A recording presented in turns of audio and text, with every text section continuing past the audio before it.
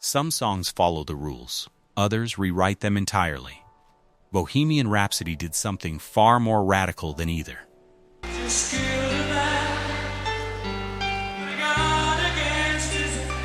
It ignored every rule that existed, dared the world to reject it, and instead became one of the most beloved songs in history. The setup.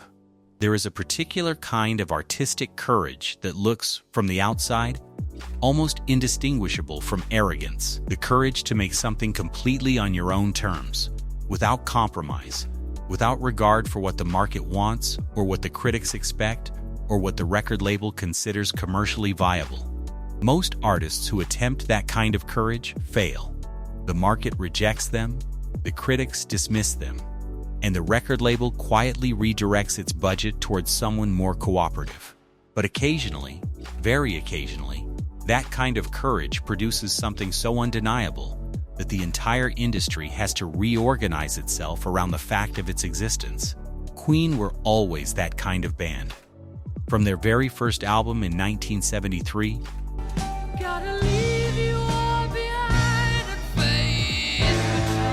they operated with an ambition that their contemporaries found either inspiring or infuriating, depending on their tolerance for excess. The layered guitar arrangements, the multi-tracked vocal harmonies, the theatrical presentation, all of it communicated a band that had decided, very early and very deliberately, that they were going to do exactly what they wanted, and that anyone who found that too much was welcome to look away. The music press, particularly in Britain, largely chose to look away. Queen were not punk, which by the mid-1970s was becoming the only thing that serious rock critics wanted to discuss. They were not minimalist, not raw, not authentically working class in the way that the emerging critical consensus demanded. They were elaborate and expensive and unashamedly grandiose, and the critical establishment punished them for it consistently and with considerable enthusiasm. But the audiences told a different story. Because whatever the critics thought of Queen, the people who actually paid for concert tickets and bought records had decided that this band was something special, and one song was about to prove both sides right in ways nobody had anticipated. The Breaking Point. By 1975, Queen had released 3 studio albums and were struggling to translate their growing live reputation into consistent commercial success. A Night at the Opera would become their 4th, but the road leading to it had been genuinely difficult. Their debut album had sold modestly. Queen 2 had performed better, but still fell short of the breakthrough moment the band and their label had been expecting. Sheer Heart Attack in 1974 had produced Killer Queen,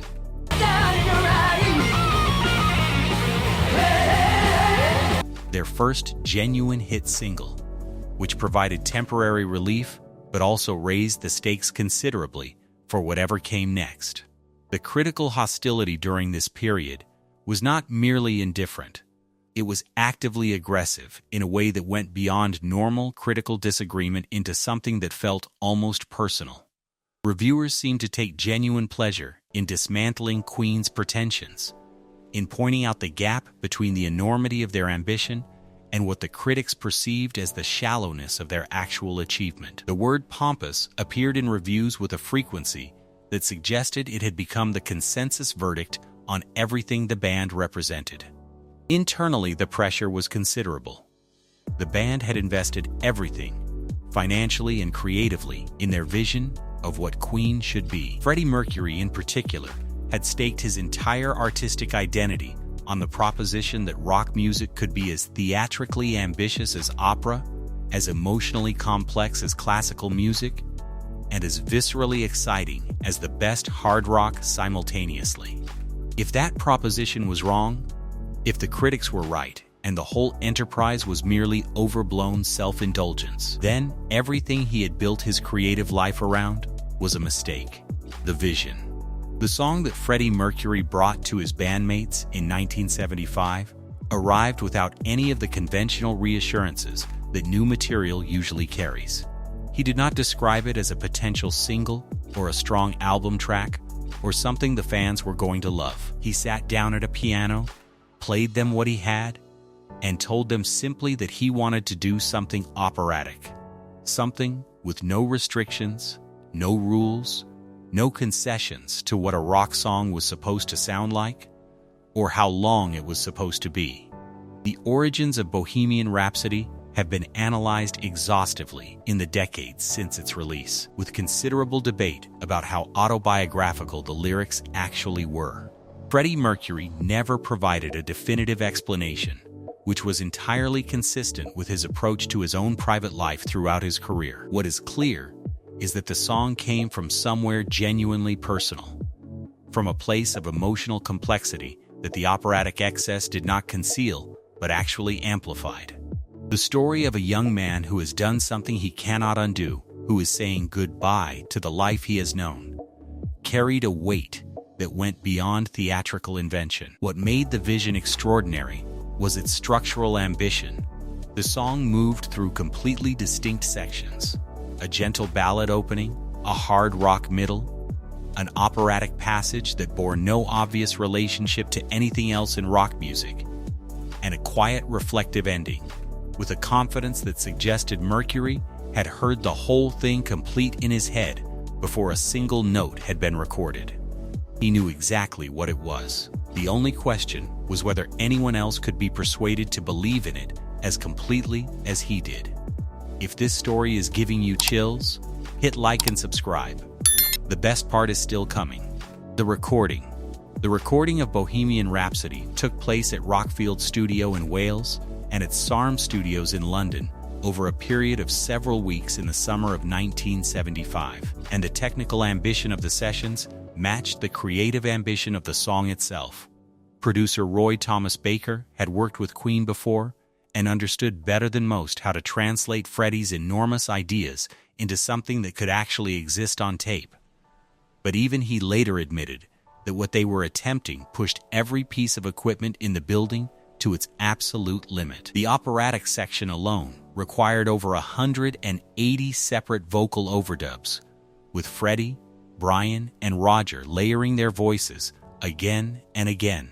The tape itself began to wear thin from the repeated passes. The technology of 1975 was not designed for this kind of accumulation, and the engineers working on the sessions had to develop new approaches in real time to manage the technical demands that Mercury's vision was placing on equipment that had never been asked to do anything like this before. Brian May's guitar work throughout the recording was equally meticulous. The multi-layered guitar orchestrations that had become a Queen signature were taken to a new extreme on this track, with May constructing elaborate harmonic structures that gave the harder rock sections a density and a power that a conventional guitar arrangement could never have achieved. Every element of the production was treated as an opportunity to push further than anyone had pushed before. What emerged from those weeks of sessions was something that none of them had quite been able to fully imagine before they heard it playing back in the control room. It was exactly what Freddie had described, and it was unlike anything that had ever been released as a piece of popular music. The only remaining question was whether the world was ready for it. The fight. EMI, Queen's record label, was not ready for it. When the band delivered Bohemian Rhapsody as their proposed lead single from A Night at the Opera, the label's response was immediate and unambiguous. 6 minutes was too long for the radio. Radio programmers would not play it. Listeners would not stay engaged for that duration. The operatic section in the middle would confuse people who had tuned in expecting a conventional rock song. The whole thing needed to be edited down to 3 minutes, or it could not be released as a single. The Queen refused. Freddie Mercury, in particular, was immovable on the question of editing, understanding correctly that the song's power resided precisely in its structural journey, and that cutting it would not produce a shorter version of the same thing, but an entirely different and considerably lesser thing. The standoff between the band and the label might have continued indefinitely, if not for an intervention from an unexpected direction. DJ Kenny Everett was given a copy of the song by Queen's manager John Reid, ostensibly just to listen to privately. Instead, he played it on his Capitol radio show and the listener's response was immediate and overwhelming. The switchboard was flooded with calls demanding to know what the song was and where it could be purchased. Everett played it again. The calls continued. Within days, it was clear that public demand had made the label's objections irrelevant, and EMI released it without further argument about the length. The reception. Bohemian Rhapsody entered the UK singles chart in October 1975 and reached #1 within 2 weeks. It stayed there for 9 consecutive weeks, a figure that placed it among the longest-running #1 singles in British chart history. At that point, the reviews from critics who had spent years dismissing Queen as overblown suddenly found themselves in the awkward position of explaining why this particular instance of overblown ambition had connected so completely with so many people. Some of them managed the pivot gracefully. Others simply ignored the contradiction and found new reasons to maintain their skepticism. But the audience was not paying attention to the critics. They were buying the record in numbers that made critical opinion entirely beside the point. And they were responding to something in the song that went beyond novelty or spectacle. They were responding to the emotional honesty at its core, to the feeling of genuine vulnerability underneath all the operatic excess. The promotional video that accompanied the release, one of the first purpose-made music videos in rock history, added another dimension to the song's cultural impact. The images of the 4 band members lit dramatically against a black background, Freddie's voice soaring over the operatic section, while the visuals matched the music's structural shifts, creating a template for music video production that the industry would follow for decades. Internationally, the response was equally extraordinary. The song reached the top 10 in multiple countries and introduced Queen to audiences that their previous albums had not reached. The band that the British music press had written off as pretentious relics had suddenly become the most talked about act in the world, and nobody who had been paying attention to their ambition was remotely surprised. The legacy. Bohemian Rhapsody has now been streamed over 2 billion times, making it the most streamed song from the 20th century in the history of digital music. That figure is not just a commercial statistic. It is a verdict, delivered across 5 decades and multiple generations of listeners, on whether a 6-minute operatic rock song with no conventional structure and no concessions to radio formatting was actually a good idea. The verdict is unambiguous. What the song established permanently about Queen was something that their live reputation had always suggested, but that a single undeniable piece of recorded music could confirm in a way that concert footage never quite can.